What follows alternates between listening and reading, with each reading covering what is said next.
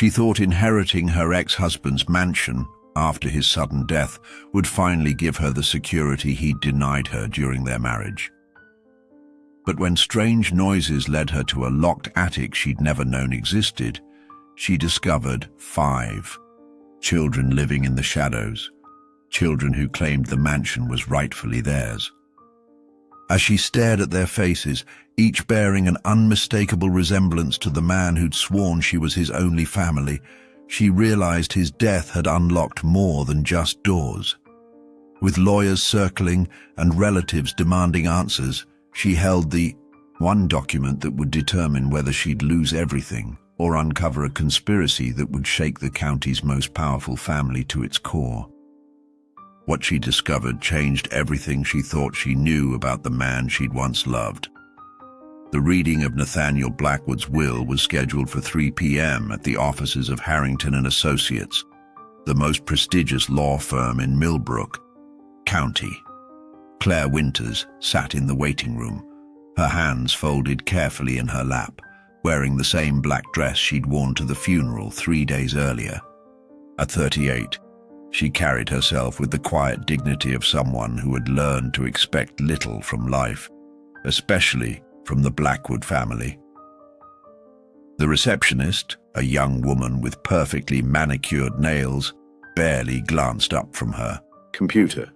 Mr. Harrington will see you shortly, Ms. Winters. The emphasis on Ms. was deliberate.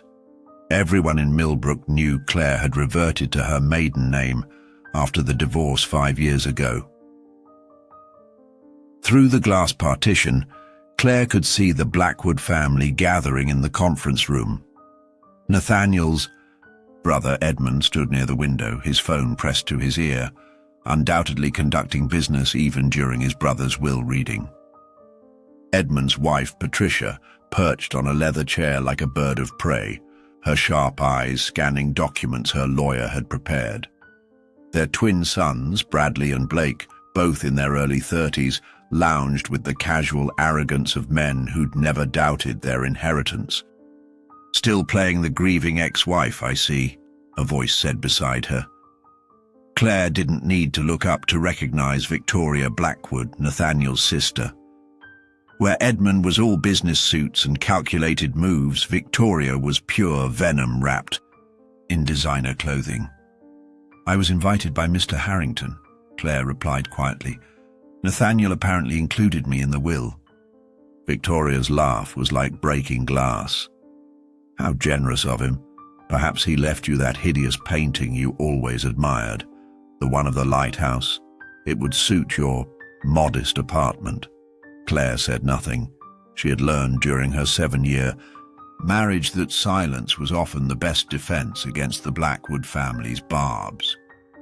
They had never accepted her, the small-town teacher who had somehow captured Nathaniel's attention.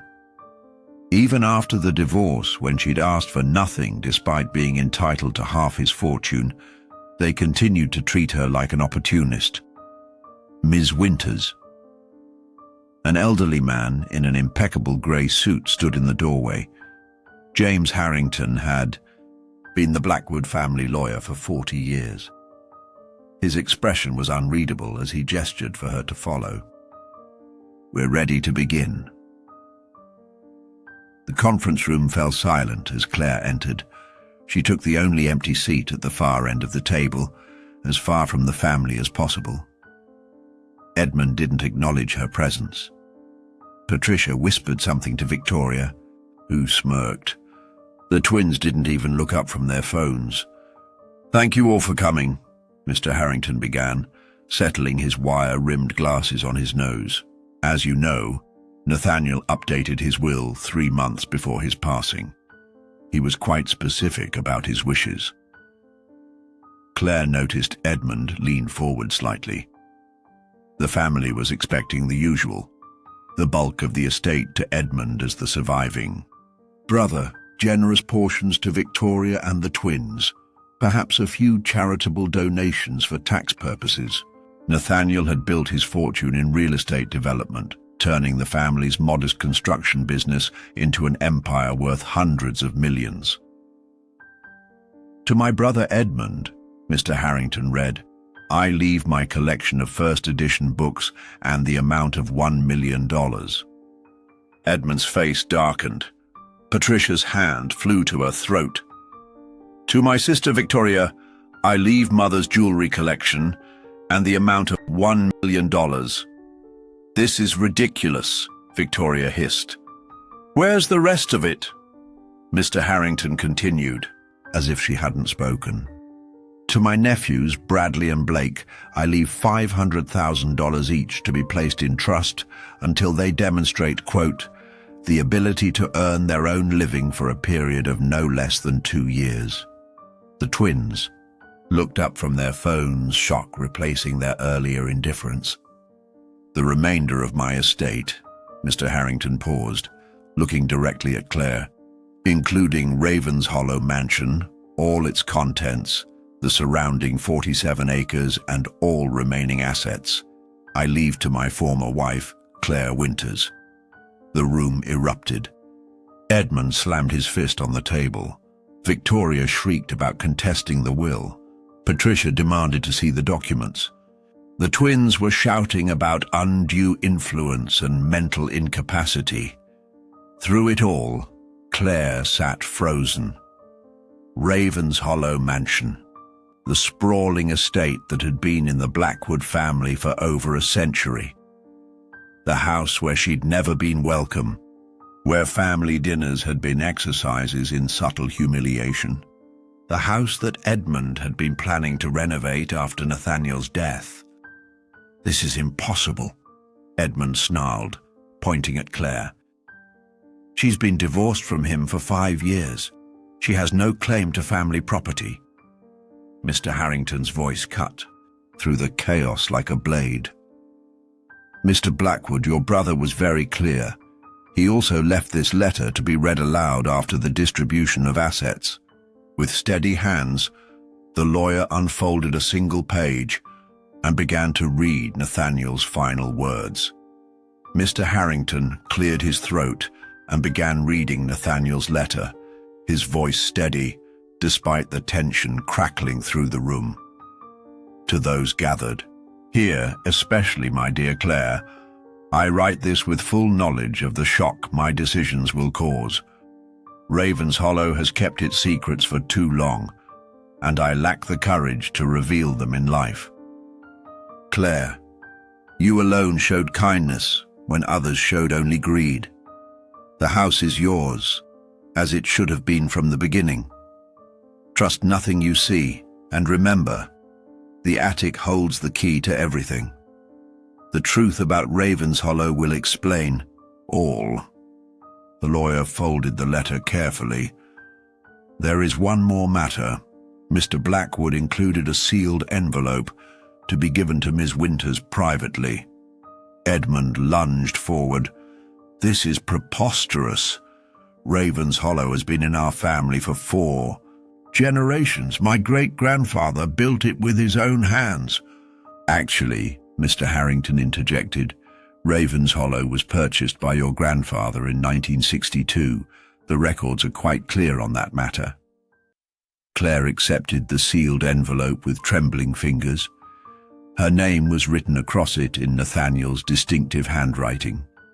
She could feel the weight of the family's stares, their hatred palpable. "You won't get away with this," Victoria spat. "That house belongs to the Blackwood family. We'll contest this will. We'll prove Nathaniel wasn't in his right mind. You're welcome to try," Mr. Harrington said mildly. "However, I should inform you that Mr. Blackwood underwent a comprehensive psychiatric evaluation when he updated his will. He also had 3 independent witnesses present. Everything was done precisely to prevent any challenges." Patricia stood abruptly, her chair scraping against the floor. "Come, Edmund, we're leaving. Our lawyers will handle this travesty." As the family filed out, Blake paused near Claire's chair. For a moment, his expression softened. "Aunt Claire," he whispered, glancing to make sure his family couldn't hear. "Be careful at Ravenshollow. Uncle Nathaniel." He changed after he started spending more time there. Something about that house. Bradley grabbed his twin's arm. Come on, don't talk to her. The conference room emptied, leaving Claire alone with Mr. Harrington. The elderly lawyer gathered his papers slowly, giving her time to process the shock. Ms. Winters, I've prepared all the necessary documentation for the transfer of ownership. The property manager, Margaret Flynn, maintains the estate. She's been with the property for 15 years and knows its quirks better than anyone. Mr. Harrington, Claire said slowly, did Nathaniel ever mention anything about children? The lawyer's eyes sharpened. Children? No, not specifically. Although... He paused, seeming to debate with himself. In recent months, he did request significant modifications to the house, additional heating for the upper floors, increased food deliveries, medical supplies. When I questioned the expenses, he said he was preparing for future contingencies. What kind of medical supplies? Claire pressed. Pediatric medications, first aid supplies, vitamins. I assumed perhaps he was planning to donate them to charity. The lawyer studied her carefully. Why do you ask? Just curious, Claire murmured, fingering the sealed envelope. He and I tried for years to have children. It was part of what drove us apart. The family pressure for an heir. Mr. Harrington's expression softened. I remember.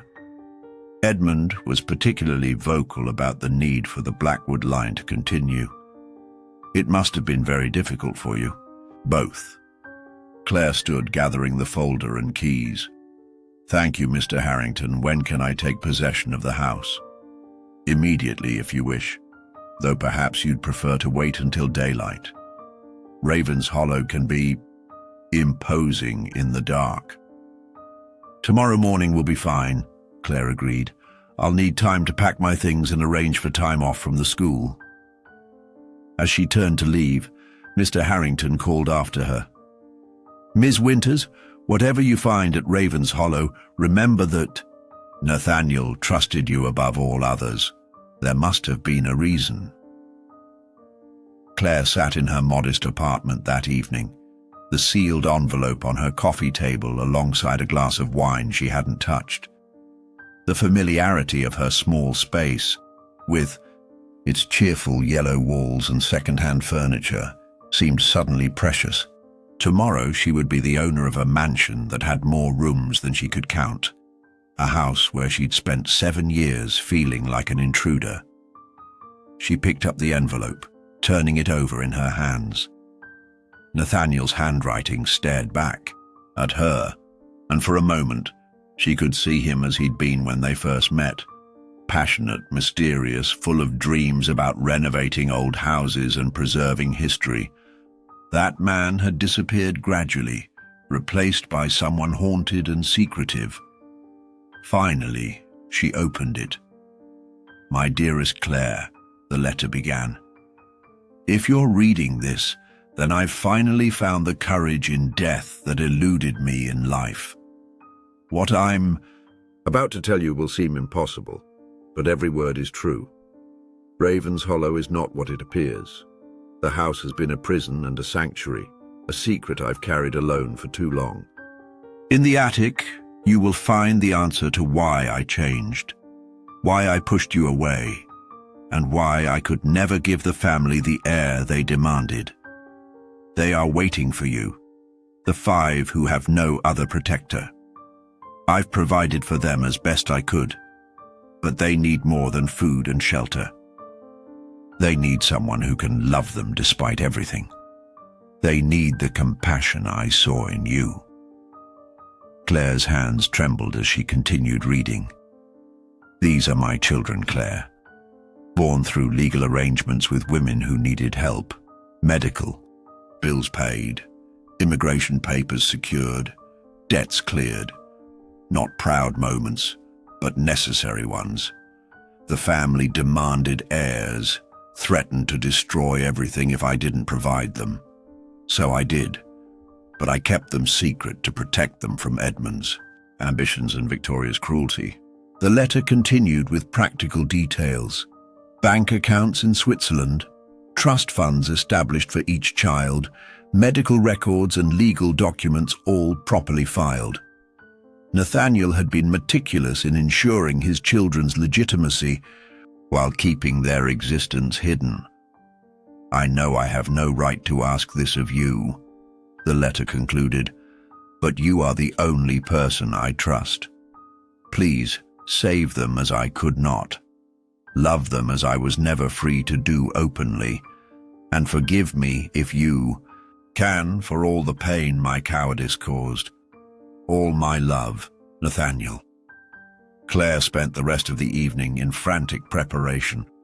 If Nathaniel's letter was true, and despite its fantastic nature, she believed it was, then 5 children had been living in secret at Ravenshollow, possibly alone since Nathaniel's illness worsened. She withdrew cash from her savings, made a list of supplies and packed carefully. Children's Tylenol, bandages, non-perishable food, blankets. If she was wrong, she'd donate everything to charity. If she was right, she called the school, arranging for a substitute for the next week.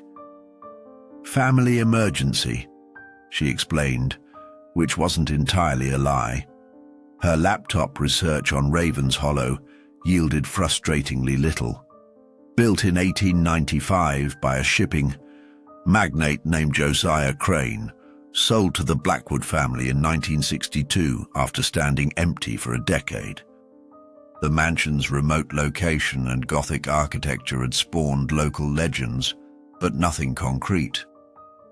More interesting were the recent modifications Harrington had mentioned, all permits filed under historical preservation, but including modern heating systems and security features.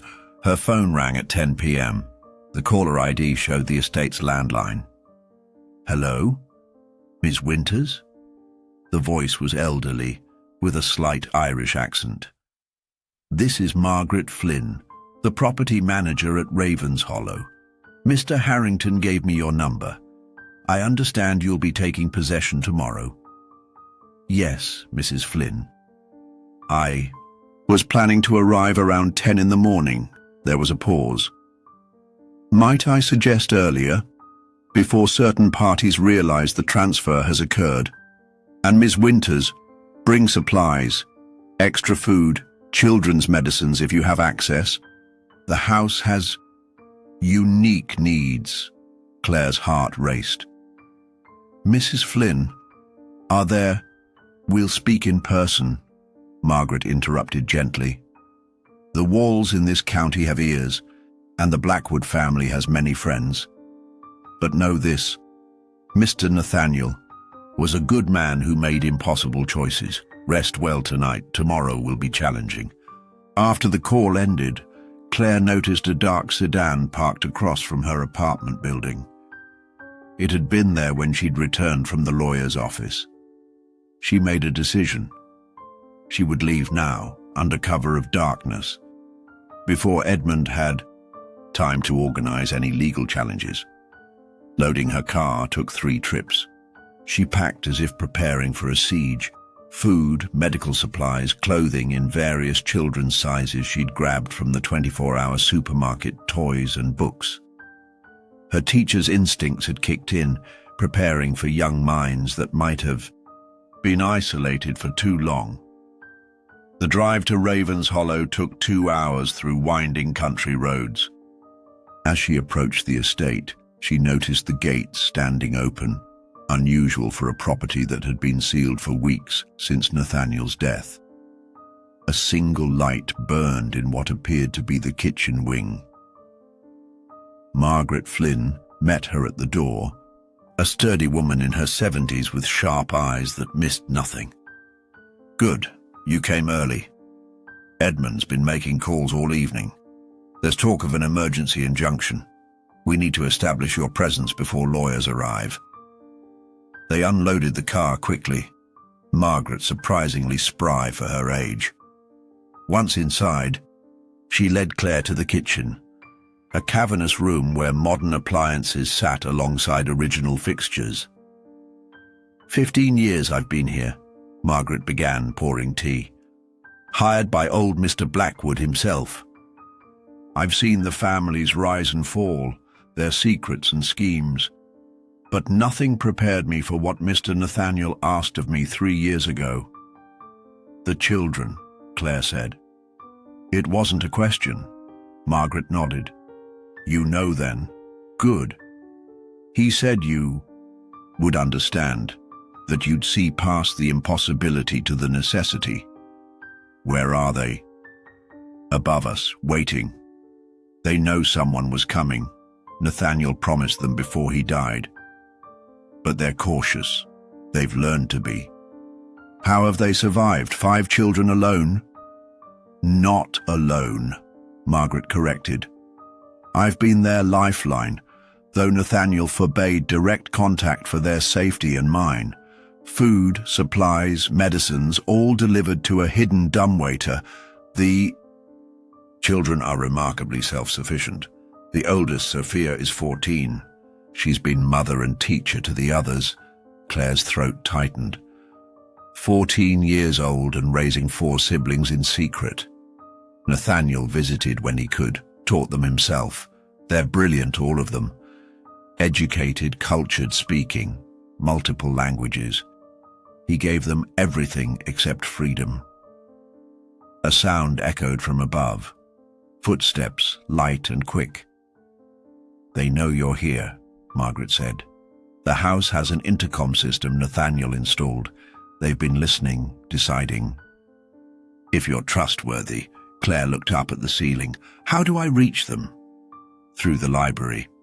Nathaniel created a hidden entrance, the only access point. He sealed every other route to the upper floors.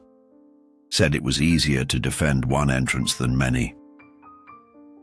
Margaret led her through dark hallways lined with portraits of stern-faced Blackwoods. The library was exactly as Claire remembered. Towering shelves, the smell of old leather and paper, and dominating the far wall, a massive portrait of Cornelius Blackwood, Edmund's grandfather. The portrait is the key, Margaret explained. Press the corners in sequence, top left, bottom right, bottom left, top right. Then the frame opens to reveal a keypad. The code is your wedding anniversary. Claire approached the painting of Nathaniel's stern predecessor. As she pressed the corners, soft clicks echoed in the stillness. A section of the ornate frame swung open, revealing a modern digital keypad that looked incongruous against the Victorian backdrop.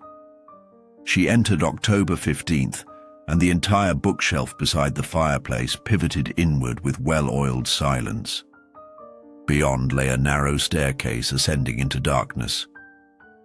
They'll be frightened, Margaret warned. Strangers mean danger in their world, but they need you, whether they know it or not. Claire took the flashlight Margaret offered and began climbing. The stairs were steep, designed for servants in an era when the upper floors housed staff. At the top, she found a heavy door standing ajar, warm light spilling through the gap. She pushed it open and stepped into a transformed world. The attic had been converted into a remarkable living space. What should have been dusty storage was, instead, a carefully designed home. Persian rugs covering polished floors, comfortable furniture arranged to create distinct areas for sleeping, studying, and playing. Bookshelves lined the walls, filled with everything from children's pictures, books to advanced mathematics texts, art supplies, musical instruments, and educational materials were organized with meticulous care. But it was the children who took Claire's breath away. They emerged slowly from their defensive positions, behind furniture, in doorways, ready to flee if threatened. 5 faces, each bearing the unmistakable Blackwood features, but softened by youth and wariness. Dark hair, grey eyes, the prominent cheekbones that had defined the family for generations. But more than that, She saw Nathaniel. In every expression, every gesture, the oldest stepped forward, a girl with Nathaniel's determined chin and intelligent gaze. She held herself with dignity despite her obvious fear, protective of the others clustered behind her. "You're Claire," she said. Not a question, but a careful acknowledgement. "Father showed us your picture. He said you would come after he was gone. He said you were the only one he trusted." "I'm Sophia," the girl continued with formal precision. "I'm 14. This is Marcus, he's 12. The twins? Lily and Rose are 10 and Thomas is 6. Thomas peered out from behind his sister, thumb in his mouth, wearing pajamas decorated with dinosaurs. The twins held hands, mirror images of caution. Marcus stood slightly apart, trying to project strength he didn't quite feel. "Hello," Claire managed, her voice steady despite her racing heart. "Yes, I'm Claire. I was married to your father once. He asked me to come take care of you." "Why should we trust you?" Marcus demanded, stepping protectively closer to his siblings. "Father said Uncle Edmund would send people pretending to help. How do we know you're really who you say you are?" Claire slowly reached into her pocket and pulled out Nathaniel's letter. "Your father wrote this to me. Would you like to read it?" Sophia took the letter carefully, scanning it with eyes that were too knowing for 14. "It's his handwriting," she confirmed to the others. "And he mentions the Swiss accounts, the trust funds. Only Father knew those details." "We're not supposed to exist," Rose said softly. "Uncle Edmund would hurt us if he knew," Lily added, finishing her twin's thought. "Nobody will hurt you," Claire said firmly. "I promise. Your father made sure of that. This house is mine now, legally, and that means it's yours too. You don't have to hide anymore." "That's what Father said before he got sick," Thomas piped up. "He said someday we could go outside, play in the garden, go to real school. Was he lying?" The innocent question broke Claire's heart. "No, sweetheart. He wasn't lying. He was waiting for the right time. Now that time has come." A loud crash echoed from somewhere below, followed by shouting. Margaret's voice rose in protest, then was cut short. Heavy footsteps thundered up the main stairs. The children reacted instantly, trained by years of drills. Sophia grabbed Thomas. The twins rushed to a corner that offered cover, and Marcus positioned himself between his siblings and the door. "They found us," Sophia whispered, her careful composure cracking. "Uncle Edmund found us." Claire's mind raced. The hidden entrance was the only way in or out. Nathaniel's defensive design now trapped them. She pulled out her phone, quickly texting. "Harrington, at Ravens Hollow, Edmund breaking in. 5 children here, Nathaniel's. Send help immediately." Edmund's voice boomed through the house. "I know you're here, Claire. My lawyers are already filing injunctions. That house belongs to the Blackwood family, not some gold-digging schoolteacher." "He doesn't know about us," Marcus whispered urgently. "If he finds us, he won't," Claire interrupted. "Children, I need you to stay behind me. Whatever happens, whatever he says, don't reveal yourselves unless I tell you to." But it was too late. The hidden door burst open, and Edmund stood there, breathing heavily, his face mottled with rage. Behind him were Bradley and Blake, looking uncomfortable but present. Edmund's eyes went from Claire to the children, and his expression shifted through shock, disbelief, and finally, dangerous understanding. The silence stretched as he took in their faces, 5 young mirrors of his dead brother. "My God," Blake whispered. "They're real. Uncle Nathaniel really had children." Impossible, Edmund said, but his voice lacked conviction. He was staring at Marcus, who looked so much like Nathaniel at that age it was uncanny. These can't be. Nathaniel had no children. He and Claire couldn't with her, Sophia said, stepping forward despite Claire's attempt to hold her back. But father found another way. We're his children, Uncle Edmund, legal heirs. With birth certificates, DNA tests, and trust funds. Father made sure everything was properly documented. Edmund's face purpled. You're lying. These are actors, frauds. Look at us, Marcus challenged. Really look. We have the Blackwood eyes, the Blackwood features. We're your brother's children, whether you like it or not. Even if you are, Edmund snarled, recovering his equilibrium. Bastards have no claim to inheritance. Secret shame hidden. In an attic. We're not bastards, Rose said firmly. Father married our mothers, Lily added. Legal ceremonies with proper documentation. Each marriage dissolved after our births, Sophia explained with devastating calm. Father was meticulous about legality. He knew you'd challenge us someday. The revelation hit Edmund like a physical blow. 5 legitimate heirs meant his position as patriarch was destroyed. Even if he contested Claire's inheritance, these children had stronger claims than anyone.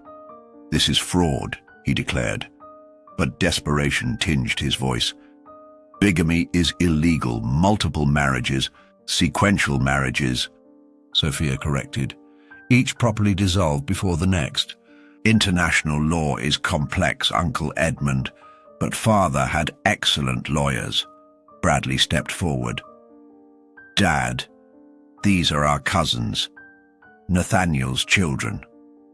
Our family. They're not family, Edmund roared. They're obstacles, threats to everything. I've built. Blake moved to stand beside his brother. Built? Dad, you've been preparing to take over Uncle Nathaniel's assets for years. We've seen the papers, the plans. Is that what this is about? Money. Don't be naive, Edmund snapped. Everything is about money. These 5 brats would inherit everything. Your futures, your positions, your legacy, gone. Maybe we should earn our positions, Blake said quietly, like Uncle Nathaniel always said. Edmund turned on his sons with fury, but before he could speak, sirens wailed in the distance. Margaret had managed to call the police. Edmund's expression cycled through rage, calculation, and finally, desperate cunning as the sirens grew louder. He stepped further into the room, forcing Claire and the children to back away from the entrance. Their only exit. You think you've won something? He said, his voice dropping to a dangerous whisper. Calling the police? I own half the judges in this county. My lawyers will have me out before midnight.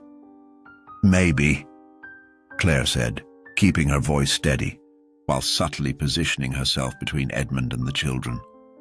But everyone will know about the children by then. The secret's out, Edmund. You can't put it back. Secrets can be handled, Edmund said coldly, his meaning clear. Bradley grabbed his father's arm. Dad, stop. You're threatening children, our family. This has gone too far. Edmund shook him off violently. Family. These aren't family. They're my brother's dirty secrets, his shame personified, hidden away like the embarrassments they are. We're not embarrassments, Thomas said, his small voice cutting through the tension.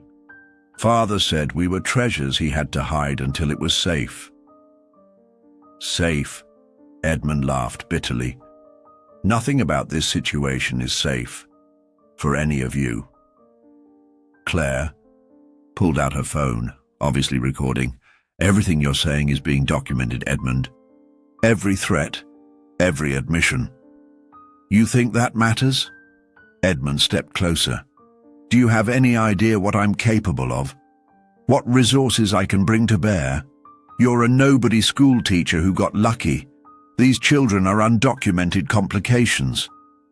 Actually, Sophia said, moving to a concealed panel in the wall, we're extremely well documented. She pressed a hidden catch, revealing a safe. With practiced efficiency, she entered a combination and extracted a thick folder. Birth certificates, DNA test results, marriage certificates, trust fund documentation, citizenship papers. Father thought of everything. Edmund lunged for the documents, but Marcus intercepted him, holding a second folder. Copies, the boy said coolly. Father taught us redundancy. There are sets here in Switzerland with lawyers in 3 countries and in digital storage you'll never find. The originals are in a Swiss bank, Lily said, with instructions to release everything if anything happens to us, Rose added. The sound of footsteps on the hidden stairs made everyone freeze. 2 police officers appeared, hands on their weapons, taking in the scene. Edmund cornering a woman and 5 children in an attic room. We received multiple calls, the lead officer said. Reports of a break-in and threats to minors. Everyone, please stay calm. Officers, Edmund began, switching to his public persona. I'm Edmund Blackwood. There's been a misunderstanding. This is my family's property. Actually, it's my property, Claire interrupted. I have the deed and legal documents. This man broke in and is threatening myself and 5 minor children. She's lying, Edmund said smoothly. I'm here to check on family property. These children are Nathaniel Blackwood's legal heirs, a new voice announced. James Harrington appeared at the top of the stairs, followed by Jennifer Walsh. I apologize for the delay, Ms. Winters. Traffic was terrible. The elderly lawyer's presence changed the dynamic entirely. His reputation was unimpeachable. His integrity beyond question. Mr. Harrington, the officer said respectfully, can you clarify the situation? Certainly. Ms. Claire Winters is the legal owner of Ravens Hollow Mansion as of this afternoon. Mr. Edmund Blackwood has no right to be here. Furthermore, he's been making threats against these children, who are the legitimate heirs of his late brother Nathaniel. Legitimate? Edmund scoffed. They're bastards born of fraud. They're children born of legal marriages, Jennifer Walsh interrupted, producing documents. I've spent the evening reviewing the paperwork. Everything is in order. Sequential marriages in jurisdictions where they were valid, proper dissolutions, birth certificates listing Nathaniel Blackwood as the father. These children have stronger inheritance claims than anyone in this room. Edmund's face went ashen as the implications hit him. This is impossible. The family fortune, the company, will pass to Nathaniel's children as it should, Harrington confirmed. Your brother was quite specific in his estate planning. Dad, Blake said quietly, it's over. Let it go. But Edmund wasn't finished. You don't understand, he said, desperation creeping into his voice. I've spent years positioning myself. I've made promises, commitments. There are people expecting. He stopped abruptly, realizing what he'd almost revealed. Expecting what, Mr. Blackwood? The officer asked, suddenly more interested. Nothing. I misspoke. Uncle Edmund has been stealing from the company, Sophia said clearly. Father documented it all. Check the sterling accounts in Singapore. Check the shell companies. Father knew everything. Edmund turned on her with such fury that the officers stepped forward. You little... That's enough, the lead officer said firmly. Mr. Blackwood, you need to leave the premises immediately. Any further contact with these children will be considered harassment. This isn't over, Edmund snarled at Claire. You have no idea what you've started.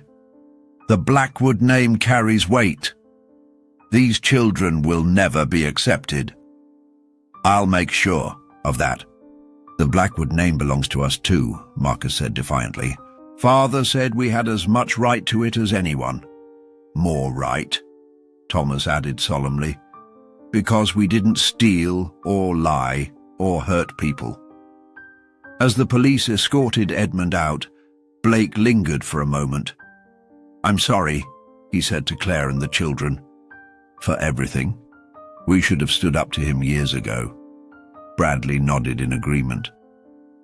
Uncle Nathaniel tried to tell us, but we didn't want to see. These children, they're our family. We'll make sure people know that. After everyone left, Claire found herself alone with 5 children who had just faced down the man they'd been taught to fear their entire lives. The adrenaline was fading, leaving exhaustion and uncertainty in its wake. Is it really over? Lily asked. Can we really leave the attic now? Rose added. Claire gathered them into her arms, these 5 brave souls who had lived in shadows for so long. Yes, she promised. The hiding is over. Tomorrow, we'll start your new lives, your real lives. But even as she comforted them, she knew Edmund's threats weren't empty. The battle for Ravenshollow was won, but the war for the children's future had just begun. Dawn broke through the attic windows, painting the room in soft gold. The children had finally fallen asleep in a protective huddle, exhausted by the night's confrontation. Claire sat watching over them, her phone buzzing with messages from Harrington about the legal storm Edmund was already orchestrating. Margaret appeared with a breakfast tray, her movements quiet despite the burden. They'll be hungry when they wake, she whispered. Stress always makes them ravenous. You've been protecting them all along, Claire said softly. As much as Nathaniel allowed. He was terrified Edmund would hurt me to get to them. So I became a ghost, present but invisible, caring from a distance. Margaret's eyes misted. It broke my heart, hearing them alone up here, but I understood the necessity. Thomas stirred first, his young face creasing with confusion before memory returned. Miss Claire, you're still here? Of course I am, sweetheart. I'm not going anywhere. His smile was radiant. Father said you would stay. He said you weren't. Like the others who came and went. Gradually, the other children woke. Over breakfast, Claire marveled at their table manners, their quiet coordination. Even in hiding, Nathaniel had ensured they were educated in every social grace.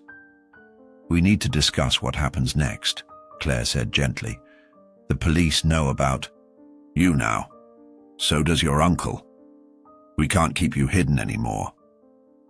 We don't want to hide, Marcus said firmly. We want to go to real school, have friends, play outside without fear. But Uncle Edmund, Sophia began. We'll be handled through legal channels, Claire assured her. Mr. Harrington is already working on protection orders. But I need to know more about your situation, your education, your health needs, your legal status. Sophia moved to another hidden panel, revealing filing cabinets. Father organized everything. Medical records, educational assessments, citizenship documentation. We're all dual citizens, American and Swiss. We've been homeschooled to grade level or beyond. Marcus is actually 2 years ahead in mathematics. 3 years, Marcus corrected, with quiet pride. We speak 4 languages, Lily offered. 5 if you count Latin, Rose added. I can play piano, Thomas announced. Father taught me. There's one downstairs we could hear sometimes, but we weren't allowed to use it. Claire's heart ached at these glimpses of lives lived in miniature, complete but confined. Well, that changes now. This whole house is yours to explore. Really? Thomas's eyes widened. Even the garden? Father showed us pictures, but we've never been outside at Ravens Hollow. Especially the garden, Claire confirmed. But first, we need to make you officially exist in the world. That means meetings with lawyers, doctors, and eventually enrollment in schools. Together? Rose asked anxiously. We've never been separated. We'll take it slowly, Claire promised. No one will be forced apart. Harrington arrived at noon with a team of associates. The library became a command center as they documented everything, every birth certificate, every DNA test, every financial record Nathaniel had meticulously maintained. The good news, Harrington announced, is that Nathaniel's preparations are legally bulletproof. These children are legitimate heirs with incontestable claims. The trust funds he established are worth approximately $40 million collectively. Claire gasped. The children seemed unsurprised. Father said we'd never want for anything, Sophia explained. But he also said money without family was worthless. The challenging news, Harrington continued, is that Edmund has filed multiple legal challenges. He's claiming fraud, undue influence, and mental incapacity. He's also reached out to media contacts, trying to paint the children as elaborate hoax. Then we prove otherwise, Claire said firmly. What do we need? Public documentation. Birth announcements in Swiss papers, which we have. Contemporary photos, which Nathaniel provided. And most importantly, DNA testing through an independent laboratory to confirm paternity. We'll do whatever's necessary, Sophia said, speaking for her siblings.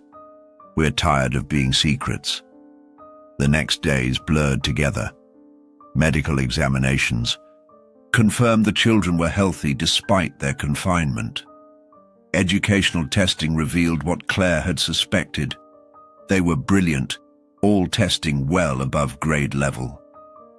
The DNA results were conclusive. All 5 were Nathaniel Blackwood's biological children. But it was the psychological evaluations that proved most revealing. Despite their isolation, the children were remarkably well adjusted, bonded deeply to each other, and hungry for broader connections. They're resilient, the child psychologist told Claire privately. But they'll need support transitioning to normal life. They've been each other's entire world. They have me now, Claire said, and I'm not going anywhere. The media storm Edmund tried to create backfired spectacularly. When the story broke, 5 hidden heirs discovered in a mansion's attic, public sympathy ran overwhelmingly toward the children. Photos of them, finally free to play in Ravens Hollow's gardens, went viral. The narrative of innocent children hidden from a greedy uncle resonated powerfully. Edmund's business associates began distancing themselves. Board members of Blackwood Industries called emergency meetings. Stock prices fluctuated wildly as investors wondered what other secrets the family might be hiding. But for Claire, the business implications were secondary to the 5 young lives in her care. Each day brought new firsts. Thomas's joy at feeding ducks in the pond, the twins' delight in the library's full collection, Marcus's intense focus as he explored the legitimate science lab Nathaniel had hidden in the basement, Sophia's quiet, tears as she played the grand piano without fear of being heard. Are we really safe now? Sophia asked one evening as they gathered for dinner in the formal dining room. Another first. Claire looked at the 5 faces around the table, seeing not just Nathaniel's features, but their own emerging personalities. Yes, she said firmly. You're safe, you're free, and you're home. Edmund can file all the papers he wants. He can't change the truth. You are Blackwoods. You are heirs, and you are family. My family now. Thomas raised his glass of milk in a solemn toast. To Father, who kept us safe, and to Mother Claire, who set us free." The others joined the toast, and Claire blinked back tears. She hadn't asked them to call her mother, but hearing it felt right. Nathaniel had given her the family she'd always wanted, just not in any way she could have imagined. 2 weeks after the children's existence became public, Claire sat in the boardroom of Blackwood Industries, facing down a hostile audience of board members who clearly wished she were anywhere else. The emergency meeting had been called to address the crisis of leadership following Edmund's arrest on charges of breaking and entering, criminal threats, and what the forensic accountants were calling significant financial irregularities. Ms. Winters, the board chairman, Harold Morrison, began with barely concealed disdain. "While we appreciate your unique position as guardian to Nathaniel's children, you must understand that complex business matters require experienced leadership." Claire had expected this. She'd spent the past week studying everything Nathaniel had left, not just about the children, but about the company he'd built, and the cancer Edmund had allowed to metastasize within it. "I understand perfectly, Mr. Morrison," she replied calmly, "which is why I'm here to present evidence of systematic embezzlement that threatens not just the children's inheritance, but the entire company's future." She nodded to Jennifer Walsh, who began distributing thick folders to each board member. "What you're looking at," Claire continued, "is 3 years of forensic accounting. Shell companies in Singapore, Panama, and the Caymans. $43 million diverted from company accounts, all traceable to Edmund Blackwood and, I'm sorry to say, several people in this room." The room erupted. Morrison pounded his gavel, demanding order, while several board members fled for the doors, their guilt written in their panicked exits. "This is preposterous," Morrison shouted. "You can't simply walk in here." "Actually, I can," Claire interrupted. She produced another document. "As guardian of Nathaniel's children, who collectively own 51% of voting shares, I have full authority to call for a forensic audit and leadership review, which I'm doing. Now." Back at Ravens Hollow, the children were experiencing their own transitions. Sophia had taken naturally to managing the household, working with Margaret to establish routines that balanced structure with their newfound freedom. Marcus had discovered Nathaniel's engineering workshop in the basement and spent hours designing improvements to the house's systems. The twins had claimed the conservatory as their art studio, while Thomas had adopted every animal on the property as his personal responsibility. But it was their first venture into town that proved most challenging. Claire had taken them to the local ice cream shop, a simple outing that turned into a media circus. Photographers appeared from nowhere. Strangers pointed and whispered. The hidden heirs of Ravens Hollow had become celebrities overnight. "I don't like it," Rose said, shrinking against Claire as cameras flashed. "They're looking at us like we're zoo animals." "We're not circus freaks," Lily added, her usual cheerfulness dampened. Claire gathered them close, shielding Thomas from the worst of the attention. "No, you're not. You're children who deserve privacy and normal lives. We're leaving." But as they tried to exit, a woman blocked their path, Patricia Blackwood, Edmund's wife. "Please," Patricia said, her usual hauteur replaced by something raw. "I need to speak with you, with them." Claire tensed, but Sophia stepped forward with remarkable poise. "Aunt Patricia, Father spoke of you. He said you were kind to him once before Uncle Edmund changed you." Patricia's composure cracked. "He was right. I was different once. Before the money, the status, the endless competition for position made me cruel." She looked at Claire. "I'm leaving Edmund. The things I've learned, what he planned for these children, I can't be part of it anymore." Why tell us? Claire asked warily. Because I have information you need. Edmund's not working alone.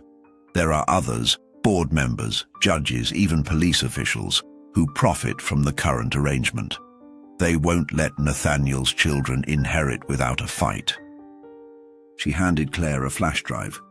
20 years of Edmund's secrets. Use it wisely. That evening, while the children played in the garden, still a novelty that delighted them, Claire met with Harrington and his team to review Patricia's information. What they found was staggering. A network of corruption that reached throughout the county's power structure. This is bigger than we thought, Harrington said grimly. Edmund wasn't just stealing money. He was using Blackwood Industries to launder funds for some very dangerous people. What does that mean for the children? Claire asked. It means we need federal involvement. FBI, Treasury, possibly witness protection. No, Claire said firmly. These children have hidden enough. We fight this in the open, with the truth as our weapon. The next morning brought unexpected allies. Bradley and Blake Blackwood arrived at Ravenshollow, accompanied by 3 other board members who'd refused Edmund's corruption. We've called our own emergency meeting, Bradley announced. Those of us untainted by my father's schemes want to restructure the company completely, clean house, implement new oversight, return it to what Uncle Nathaniel envisioned. Why should we trust you? Marcus asked bluntly. Because we're family, Blake said simply, and because it's the right thing to do. Uncle Nathaniel tried to protect the company from our father. We failed him then. We won't fail his children now. Sophia studied her cousins carefully. Father said you both had good hearts buried under privilege. He hoped someday you'd find them. Help us prove him right, Bradley asked. The company needs leadership untainted by the past. Between your inheritance rights and our operational knowledge, we could rebuild something worthy of the Blackwood name. Claire watched the children consider this offer. They huddled together, discussing in the mix of English, French, and German they used when they wanted privacy. Finally, Sophia spoke for them all. We accept, but with conditions, full transparency, ethical practices, and significant charitable giving to help children in situations like ours, hidden, abandoned, or trapped by circumstances. The Nathaniel Blackwood Foundation, Thomas suggested. For kids who need help. Bradley smiled, the expression transforming his usually serious face. Uncle Nathaniel would have loved that. Yes, absolutely. As the business details were hammered out, Claire realized something profound was happening. The children weren't just claiming their inheritance, they were transforming it, taking a legacy built on greed and secrecy and reshaping it into something worthy of their father's better dreams. You're doing it, she told them that night as they prepared for bed. You're honoring your father while creating something entirely your own. We learn from the best, Sophia said. Father taught us to think beyond ourselves, and you're showing us how to act on it. Claire kissed each child goodnight, still marveling that they were hers to protect and guide. Tomorrow would bring new challenges: Edmund's trial, media attention, the complex work of restructuring a corporation. But tonight, 5 children who'd spent years in an attic were sleeping safely in their own rooms, dreaming of futures they were finally free to shape. The federal courthouse in Boston was a fortress of glass and steel, appropriate for the drama about to unfold within its walls. Claire sat in the witness preparation room with Sophia and Marcus, the older children who had volunteered to testify about their years in hiding. The FBI had taken over the case after Patricia's flash drive revealed connections to international money laundering. Remember, the federal prosecutor, Janet Chen, instructed gently, "Just tell the truth. The evidence speaks for itself, but your testimony makes it real for the jury." Sophia nodded, her young face serious. "We understand. Father always said the truth was the strongest weapon against lies." In the courtroom, Edmund Blackwood sat at the defense table, his expensive suit unable to hide the toll of 3 weeks in custody. His legal team had fought every charge, but the evidence was overwhelming. Financial records, recorded threats, and most damning security footage from Ravenshollow showing him explicitly discussing eliminating obstacles. Claire took the stand, first establishing the timeline of discovering the children and Edmund's break-in. But it was when Sophia testified that the courtroom fell truly silent. "We lived in the attic for 3 years," she said, her clear voice carrying across the room. "Father visited when he could, taught us himself. He said Uncle Edmund would hurt us if he knew we existed. We had drills, where to hide if strangers came, how to stay silent for hours." "Why did you believe you were in danger?" the prosecutor asked. "Because Father showed us documents, emails between Uncle Edmund and men who solved problems. Bank transfers to Discreet Resolutions LLC, we looked them up. They make people disappear." The defense attorney tried to object, but the judge allowed it. The financial records corroborated every word.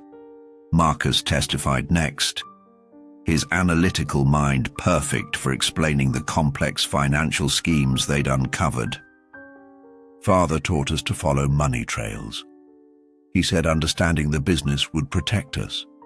We found $43 million diverted to shell companies, but also payments to judges, police commissioners, zoning officials. Uncle Edmund wasn't just stealing. He was buying the entire county." But the most devastating testimony came from an unexpected source, Bradley Blackwood, who had requested to testify for the prosecution. "My father raised us to believe Blackwoods were above the law," he said, looking directly at Edmund. "That money and connections made us untouchable. I believed it until I saw those children, my cousins, hiding in an attic because my father would have killed them for existing. That's not power. That's evil." Edmund's composure finally cracked. "You ungrateful—" "Silence," the judge commanded. "Continue, Mr. Blackwood." Bradley revealed years of witnessed corruption, overheard threats, and the final piece of evidence that sealed Edmund's fate. 3 weeks before Uncle Nathaniel died, I heard my father on the phone arranging for permanent solutions to the Switzerland problem. I didn't understand then. I do now. The prosecution presented Patricia's flash drive contents, 20 years of meticulously documented crimes. Shell companies, bribed officials, money laundering for international cartels.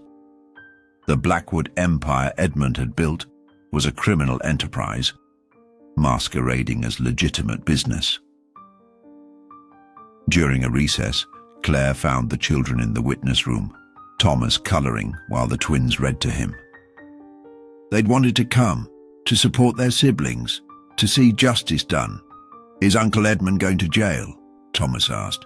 "Yes, sweetheart, for a very long time." "Good," he said firmly. "Jail is better than the attic. At least he did bad things. We didn't do anything wrong."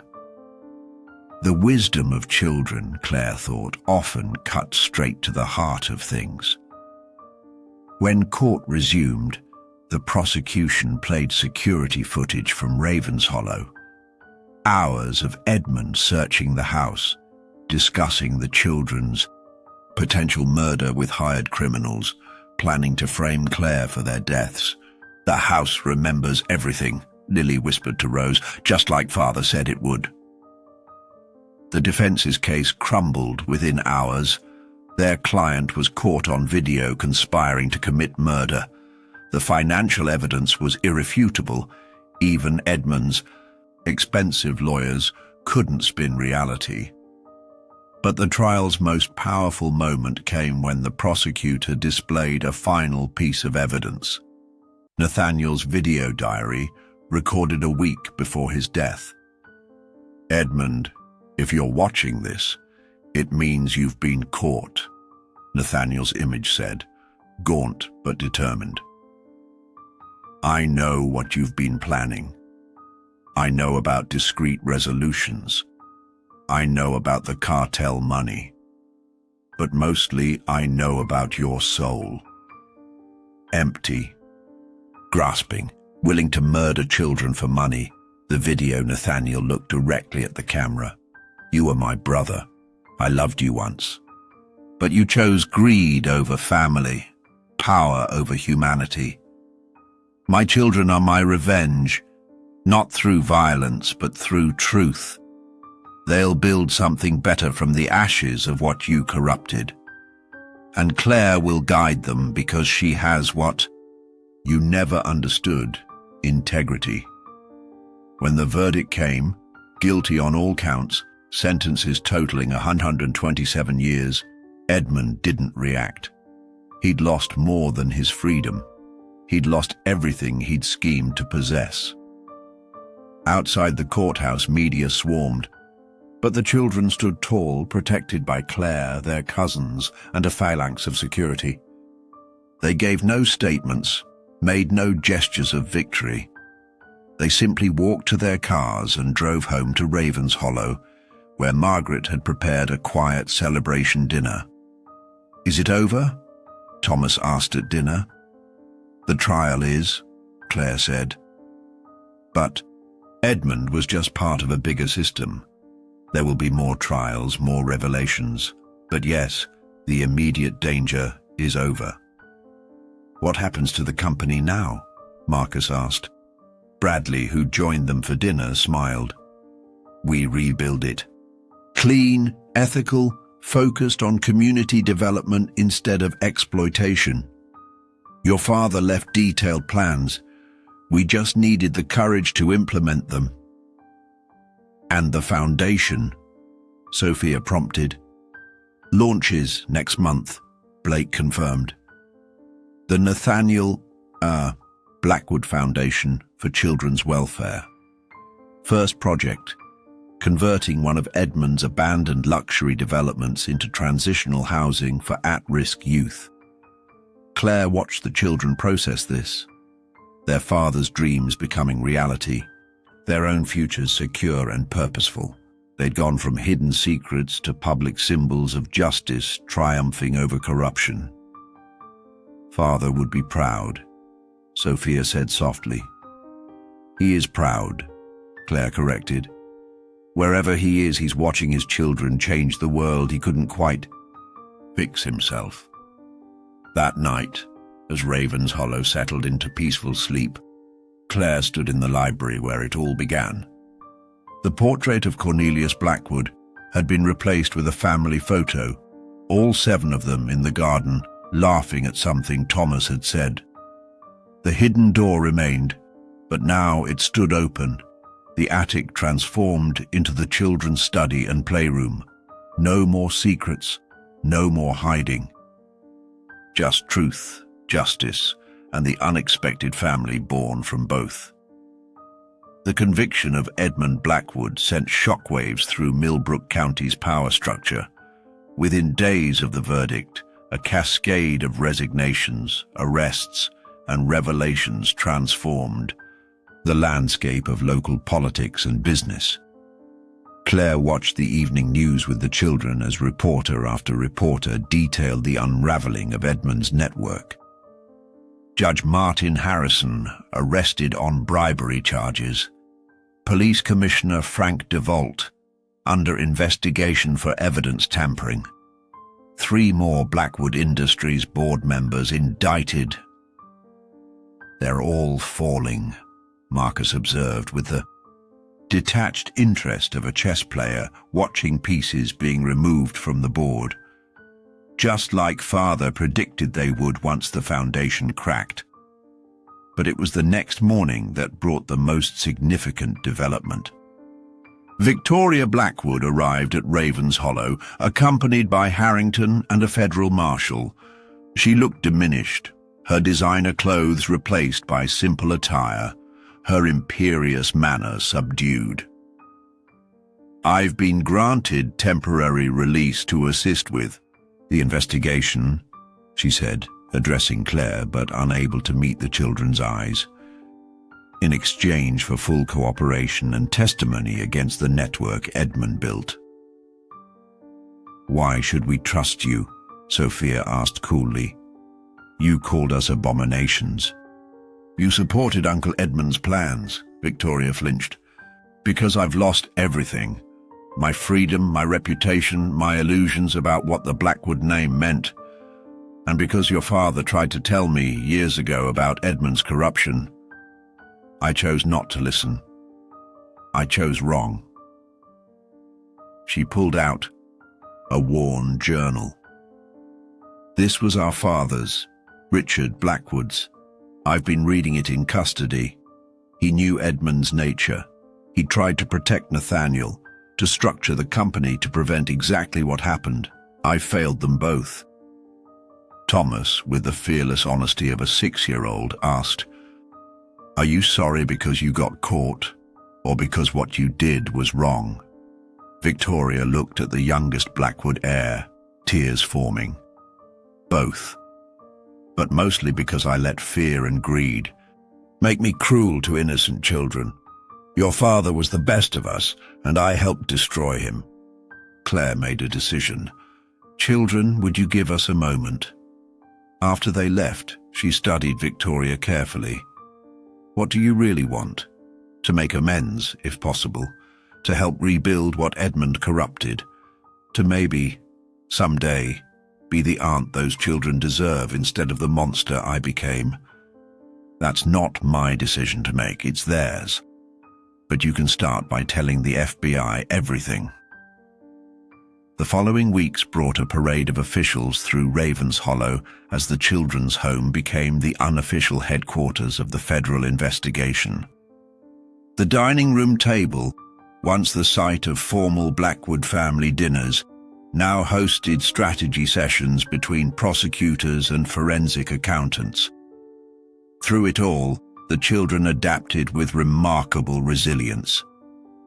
They attended their first day of school, Sophia and Marcus at the prestigious Millbrook Academy, the twins at the elementary school, and Thomas in first grade.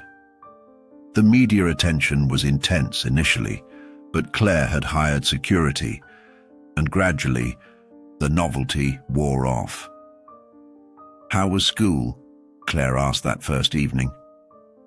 "Interesting," Marcus said. "The math they're teaching is elementary, but the social dynamics are fascinating." "I made a friend," Thomas announced proudly. "Her name is Emma, and she likes dinosaurs too." The twins had discovered art class and came home covered in paint, while Sophia had already been recruited for the debate team. But it was Bradley and Blake who surprised everyone with their complete transformation. They threw themselves into rebuilding Blackwood Industries, implementing every reform Nathaniel had envisioned. When several corrupt board members tried to stage a hostile takeover, the twins stood firm, backed by the children's controlling shares. "We're thinking of a name change," Blake told Claire during one of their planning sessions. "Blackwood carries too much baggage. We were considering Sterling Industries after the children's middle names."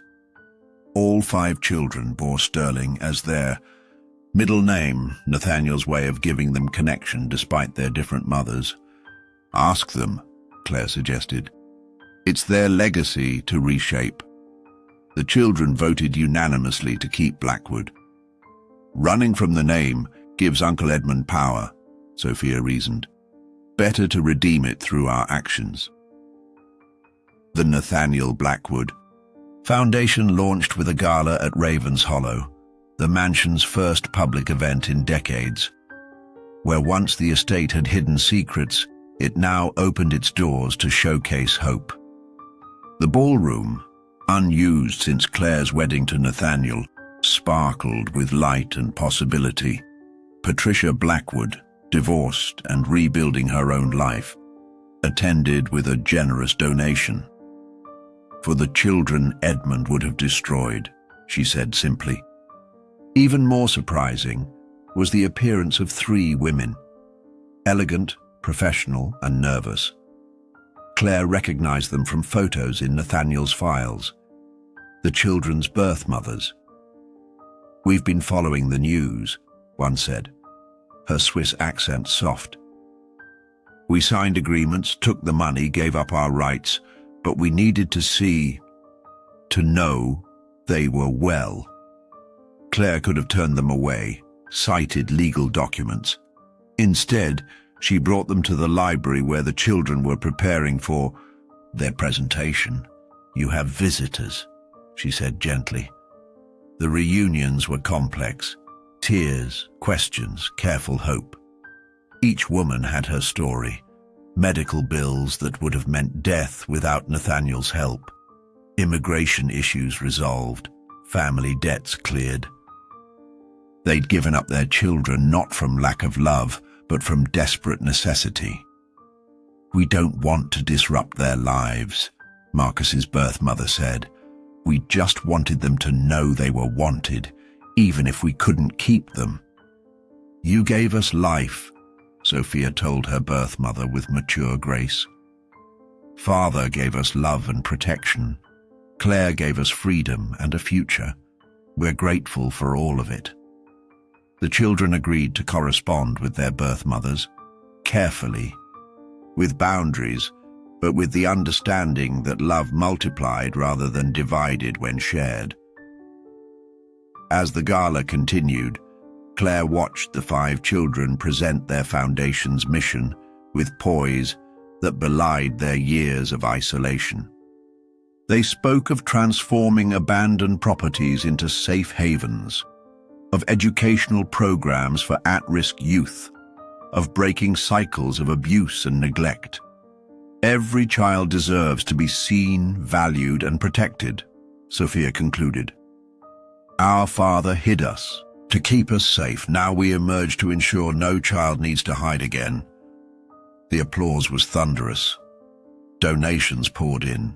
The hidden heirs of Ravens Hollow had become symbols of resilience and hope. Later, as the family gathered in the kitchen for hot chocolate, their evening tradition, Thomas asked, "Did we do good?" "You did wonderful," Claire assured him, pulling. All 5 into a group hug. "Father would be happy," Rose said. "He is happy," Lily corrected. "Can't you feel it? The house feels different, lighter, like it's finally doing what it was meant to do." And she was right. Ravens Hollow, once a prison of secrets, had become a beacon of truth. The Blackwood name, once synonymous with corruption, now represented redemption. 5 hidden children had emerged to change not just their world, but the world around them. The dominoes Edmund had set in motion, meant to topple toward destruction, had fallen instead toward justice, compassion, and hope.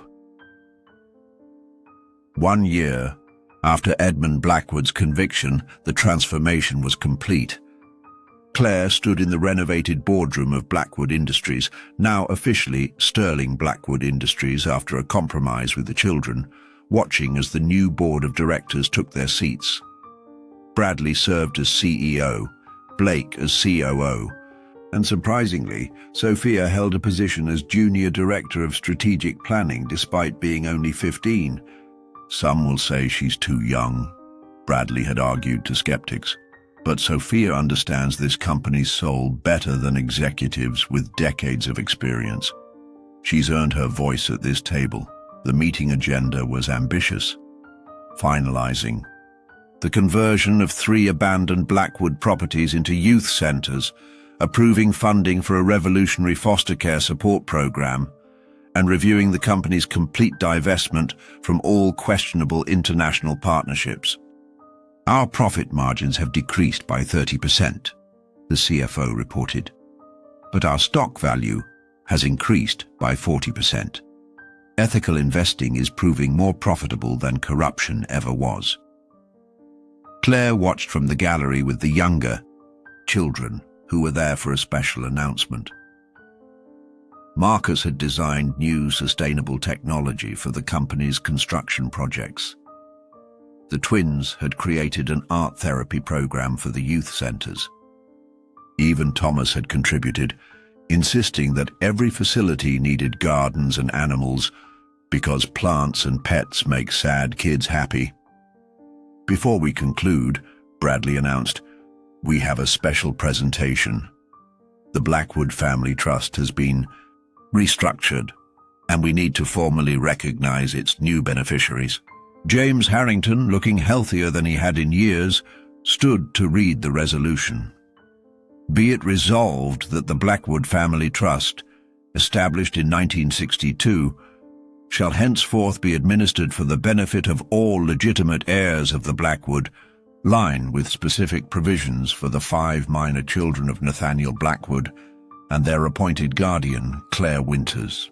Furthermore, he continued, Ms. Winters is hereby granted full voting rights as trustee until each child reaches the age of 25, with the explicit understanding that her guardianship extends beyond mere custodial care to encompass the moral and ethical guidance of the family's future. The board voted unanimously in favor. Claire felt tears prick her eyes as the children beamed at her from their seats. After the meeting, they toured the first completed youth center. The building that had once been Edmund's private casino had been transformed into a haven for at-risk teenagers. Music rooms, study areas, counseling offices, and Sophia's innovation, a quiet room designed exactly like their old attic hideaway for children who needed to feel safe. Some kids need to hide before they can heal, she explained to the counselors. This gives them that space without the isolation. The media coverage was extensive but respectful. The hidden heirs had become beloved figures, their story inspiring. Legislation protecting children in complex custody situations. 3 states had already passed Nathaniel's law, ensuring children's welfare superseded inheritance disputes. That evening, Judge Catherine Morrison visited Ravens Hollow for a private ceremony. The children had requested to legally change their guardian situation. Claire Winters, the judge said, smiling warmly. Sophia, Marcus, Lily, Rose, and Thomas Blackwood have petitioned this court for formal adoption proceedings. They wish to legally recognize what their hearts already know, that you are their mother in every way that matters. Claire couldn't speak through her tears, but her nod was enough. Children, the judge continued, do you understand that adoption means Claire becomes your legal parent permanently, that you'll be family forever? We're already family forever, Thomas said impatiently. This just makes the papers match the truth. The judge laughed. Well said. Then by the power vested in me by the Commonwealth of Massachusetts, I hereby grant the petition for adoption. Congratulations to the Winters Blackwood family. The children engulfed Claire in a group hug that nearly knocked her over. Margaret popped champagne while Patricia, now a close family friend, wiped away tears. Even Victoria, who had earned supervised visits through her cooperation with authorities, smiled genuinely from her corner. Speech, Bradley called out, he and Blake having arrived for the celebration.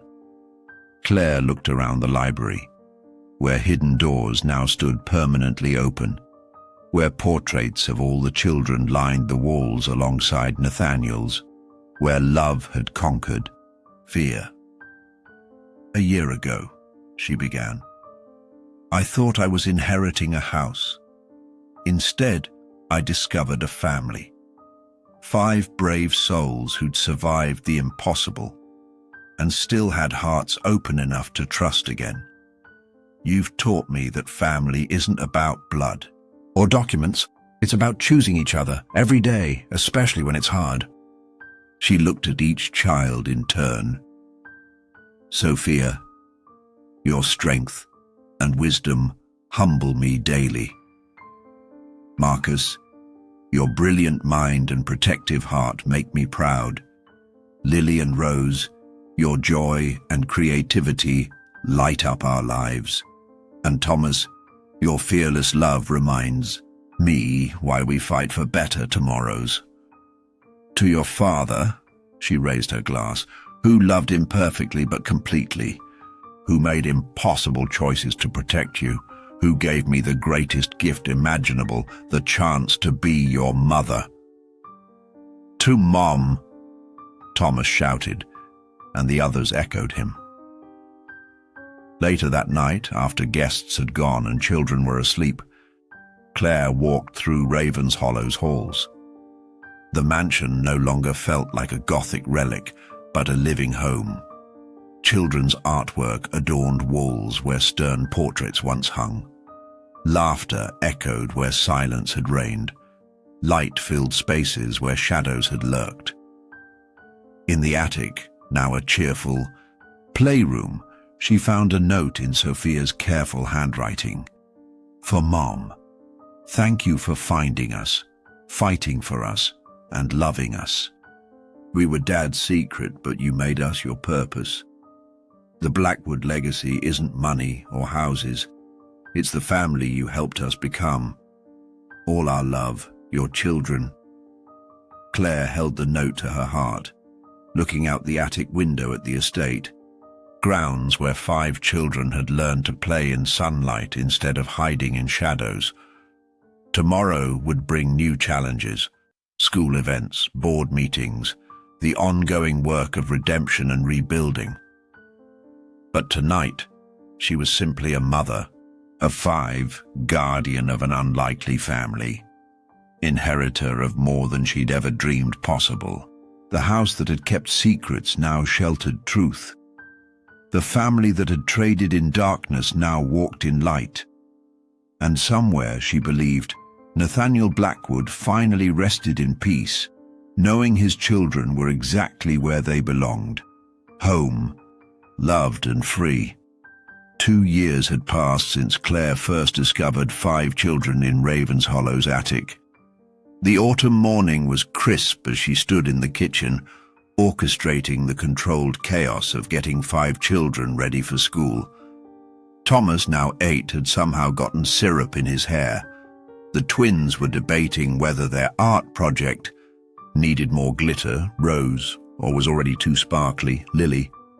Marcus was explaining quantum physics to his breakfast cereal, and Sophia was reviewing her student council president's speech while simultaneously braiding Rose's hair. "Mom, have you seen my dinosaur report?" Thomas called out. "Kitchen counter, next to your lunch." Claire responded automatically, then paused. The word Mom still sent warmth through her chest, even after all this time. The doorbell rang, unusual for a school morning. Margaret, who had officially become the children's grandmother in all but blood, answered it. "Claire," she called, her voice carrying an odd note, "you have a visitor." Edmund Blackwood stood in the doorway, but this wasn't the man who had threatened them 2 years ago. Prison had aged him decades. His hair was grey, his expensive suits replaced by simple clothes, his arrogant bearing broken. Behind him stood a federal marshal. 2 hours, the marshal said. That's all the court approved. The children had frozen at their uncle's appearance. Claire moved protectively between them and Edmund, but his posture held no threat. "I'm not here to cause trouble," Edmund said, his voice hoarse. "I'm here to apologize and to give you something. You tried to kill us, Marcus stated flatly. Yes, Edmund admitted, the simple acknowledgement seeming to break something in him. I was so consumed by greed, by the need to control everything, that I became a monster. Prison gives you time to think, to see what you've become. Why should we listen to you? Sophia asked, her protective instincts for her siblings evident. Edmund reached into his jacket slowly, pulling out a small wooden box. Because I have something that belongs to you. Something I took from Nathaniel's room after he died. Something I had no right to. He opened the box, revealing 5 gold lockets, each engraved with a child's name and birth date. Your father had these made when each of you was born, Edmund continued. He wore them on a chain around his neck, hidden under his shirt. 5 secrets close to his heart. I took them because I couldn't stand that he had what I'd never valued. Children who were more than just heirs or possessions. Thomas, brave as always, stepped forward. You were mean to us, to Father, to Mum Claire. Yes, Edmund agreed, kneeling to the boy's level. I was worse than mean. I was evil, and I'm sorry. I know that word isn't enough, can never be enough, but I needed to say it, to give these back, to tell you that your father loved you more than anything in this world. He set the box on the table and stood to leave, but Blake called out from the doorway where he'd been waiting. Dad. Edmund turned, and Claire saw something she'd never expected, hope in his eyes, tentative and fragile. I've been visiting you every month, Blake said. You know I have. Tell them what you told me last week. Edmund's shoulders sagged. I'm dying. Pancreatic cancer, stage 4. A few months at most. The same disease that took Nathaniel and our father before him. The Blackwood curse is real, just not the way I always thought. It's not about money or power. It's about what we do with the time we're given. The room fell silent. Even Claire, who had every reason to hate this man, felt the tragedy of wasted life. I've cooperated fully with authorities, Edmund continued, testified against everyone in the network, made sure every stolen penny was returned, set up restitution funds. None of it undoes the harm, but maybe it prevents future harm. What do you want from us? Sophia asked, ever direct. Nothing, Edmund said simply. I have no right to ask for anything. I wanted to see what Nathaniel protected, what he valued above everything, and now I understand. You 5 are his masterpiece, not the company, not the money, you. He turned to Claire. He chose better than he knew. You've given them what he couldn't, normalcy alongside their gifts, freedom alongside protection, the mother they deserved. Thomas tugged on Claire's sleeve. She bent down, and he whispered in her ear. Her eyes widened, but she nodded. The 8-year-old walked over to Edmund and held out his small hand. Father said, holding grudges makes your heart heavy. I don't want a heavy heart. Edmund stared at the offered hand, tears streaming down his face. With trembling fingers, he shook Thomas's hand. Thank you, he whispered. One by one, the other children made their choices. Lily and Rose offered quick hugs. Marcus nodded acknowledgement. Sophia, after a long moment, said, I'll write to you, if you want. I'd like that, Edmund managed. As the marshal led him away, Blake lingered. That was harder for him than any testimony, any confession, facing you all. But he needed to do it. People change, Claire said softly. Sometimes too late, but they change. Bradley arrived as the children were finally leaving for school, each now wearing their father's locket. "How are they?" he asked Claire. "Remarkable, as always. They have their father's courage and their own compassion."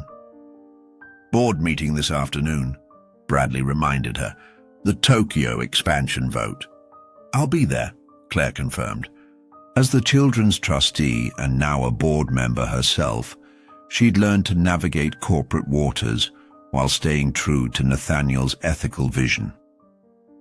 That evening, the family gathered for dinner, a tradition that had become sacred. The children shared their days. Sophia's student council had passed the anti-bullying initiative. Marcus's science team had won the state competition. The twins' art was being displayed at the children's hospital. Thomas's teacher had praised his kindness to a new student. "Uncle Edmund looked sad," Thomas said suddenly. "He is sad," Claire explained. "He spent his life chasing the wrong things and hurt people he should have loved." "Will we see him again?" Rose asked. "That's up to each of you," Claire said. "Forgiveness doesn't mean forgetting or trusting. It means choosing not to let anger control your life." "Father forgave him," Sophia said quietly. "In his letter to me, the private one. He said Edmund was trapped by grandfather's expectations and his own fears.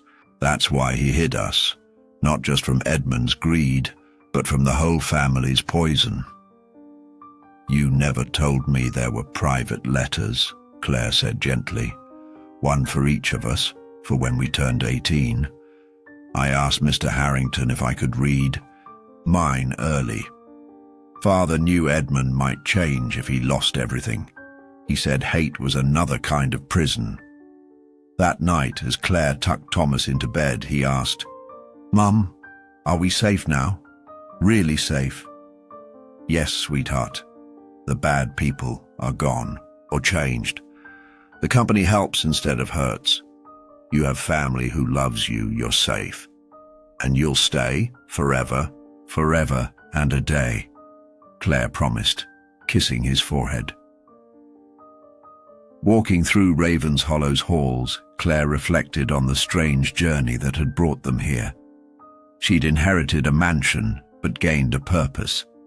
The children had lost their father, but found their voice. The Blackwood legacy had transformed from corruption to compassion. In the library, she found Sophia reading college brochures, still 3 years away but already planning. "Harvard has an excellent business program," Sophia said. "But MIT's social entrepreneurship track is intriguing. Wherever you choose, we'll make it work," Claire assured her, "though I'll miss you terribly." "I'll miss you too," Sophia admitted. "But that's what you taught us. Family isn't about proximity, it's about connection. And we'll always be connected." Claire hugged her eldest daughter, marveling at the young woman she was becoming. Tomorrow would bring new challenges: board, meetings, school events, the daily juggle of raising 5 exceptional children while helping run a major corporation. But tonight, Ravens Hollow was filled with peace. In the attic where they'd once hidden, the children had created a memorial to their father, photos, memories, and a plaque that read, "Nathaniel Blackwood. Father, protector, dreamer. Your love gave us life. Your sacrifice gave us freedom. Your legacy lives in our choices." Below it, Thomas had added in crayon, "And Mom Claire found us and made us a real family." Sometimes, Claire thought, the greatest treasures really were hidden in the most unexpected places. And sometimes, inheriting a mansion meant inheriting the chance to transform loss into love, secrets into truth, and 5 frightened children into 5 confident young people ready to change the world. The Blackwood curse had been broken, not by money or power, but by choosing love over fear, forgiveness over vengeance, and family over fortune. 5 years. After Claire discovered the children in Ravenshollow's attic, the mansion buzzed with celebration. Sophia, now 19, had just graduated from Harvard with highest honors, the youngest person ever to complete their accelerated business and social innovation program. The entire family had gathered for her achievement, but the evening held more significance than just academic success. Claire stood in the ballroom, watching as guests arrived for what they believed was simply a graduation party. The children, though hardly children anymore, moved through the crowd with confidence that would have seemed impossible during their attic years. Marcus, 17, discussed his MIT early admission with professors. The twins, 15, showcased their latest collaborative art installation. Thomas, 11 but tall for his age, charmed everyone with his passionate explanation of marine biology conservation. "Ready?" Bradley asked, appearing at Claire's elbow. As CEO of Sterling Blackwood Industries, he'd overseen the company's complete transformation into a force for ethical development and social good. "As ready as one can be for this," Claire replied. Smoothing her dress nervously, Blake joined them, grinning. "The announcement's going to shock everyone, in the best way." Sophia approached, radiant in her graduation gown. "Mom, it's time." They took the stage together, and the room quieted. Sophia spoke first, her voice carrying the authority she'd developed through years of public speaking. 5 years ago, I lived in an attic, afraid of my own shadow. Today, I stand here not just as a Harvard graduate, but as someone ready to take on my father's true legacy. But first, there's something you all need to know. She gestured to Claire. This woman saved us, in every way a person can be saved. She fought for us, loved us, and showed us that family is chosen through actions, not just blood, which is why we've made a decision. Marcus joined them on stage. We've legally changed our names, all of us. We're no longer just Blackwoods, we're Winters Blackwoods, because Mom gave us Winter's End and Spring's Beginning. The twins came up next. And because, Rose began, family names should reflect, Lily continued, the whole family. They finished together. Thomas bounded up last. Plus, Mom's getting married to Mr. Harrison. The room erupted. Claire blushed as David Harrison, the prosecutor who'd handled Edmund's case and had become a close family friend over the years, joined them on stage. "Surprise," David said, kissing Claire's cheek. The kids insisted on announcing it this way. "We're modernizing all the family structures," Sophia explained to the delighted crowd, "which brings me to our main announcement." The lights dimmed, and a presentation began on the screen behind them. The Nathaniel Blackwood Foundation has helped thousands of children over the past 5 years, Sophia narrated. But we're ready to do more. Tonight, we're announcing the creation of Winters Blackwood International, a hybrid corporation and non-profit that will revolutionize how businesses approach social responsibility. The presentation outlined their vision, converting abandoned properties worldwide into community resources, creating educational programs that reached hidden and marginalized children, developing sustainable technologies that prioritized people over profit. "I'll be serving as president," Sophia announced. "Marcus will head our Technology Innovation Division when he graduates. The twins will direct our arts and therapy programs, and Thomas insists he's going to run our environmental conservation branch, after he finishes middle school, of course." Laughter rippled through the crowd, but the underlying message was clear. The hidden children, had become visible leaders.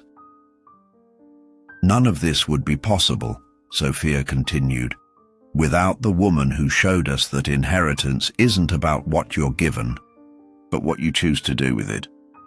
Mum.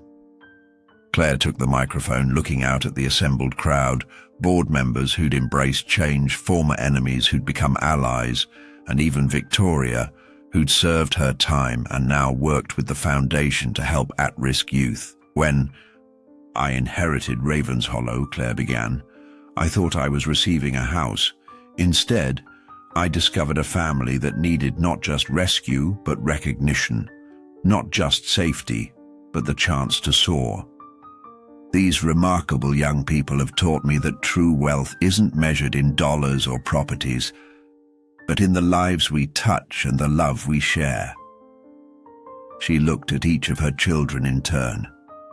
Nathaniel hid you to protect you from a toxic legacy, but you've transformed that legacy into something beautiful. You've taken the Blackwood name, once synonymous with greed and corruption, and made it stand for grace, generosity, and growth. To Dad, Thomas said, raising his glass of sparkling cider, who loved us enough to hide us. To Mom, Sophia added, who loved us enough to find us. To family, they all said together, both born and chosen. As the celebration continued, Claire found herself in the library with David, watching through the windows as the children mingled with guests in the garden.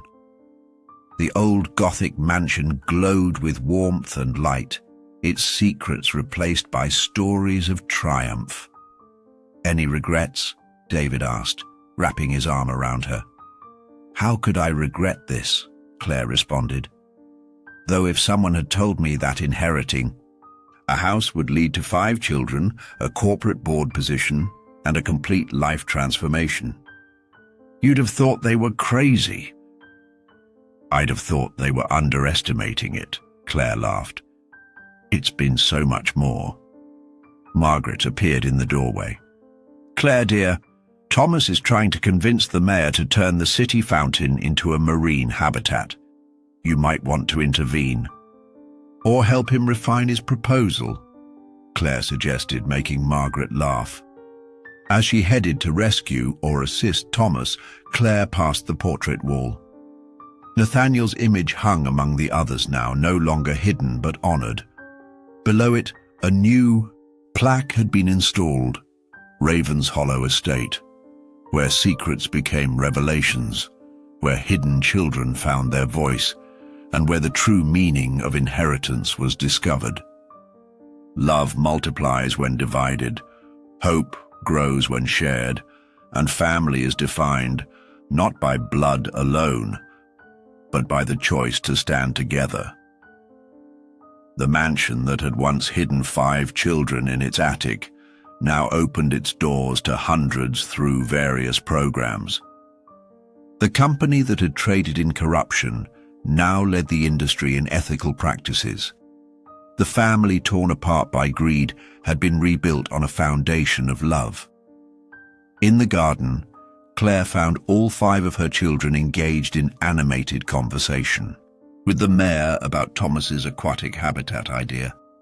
They included her immediately in their discussion, their faces bright with possibility and purpose. This was Nathaniel's true legacy, not the money or the mansion, but these 5 remarkable souls who'd transformed hiding into healing, secrets into strength, and a fractured family into something whole and beautiful. As the evening stars appeared above Ravenshollow, Claire gathered her family close. Tomorrow would bring new challenges, new opportunities to change the world. But tonight, they were simply together. The teacher who'd inherited a mansion, and the 5 children who'd inherited so much more. Love, freedom, and the chance to write their own story. The Blackwood curse had become the Winters Blackwood blessing. and the attic that once hid secrets now held only toys, art supplies, and the occasional game of hide-and-seek played in joy rather than fear. Home, Claire thought, wasn't just where you lived. It was where you chose to love, and where love chose you in return.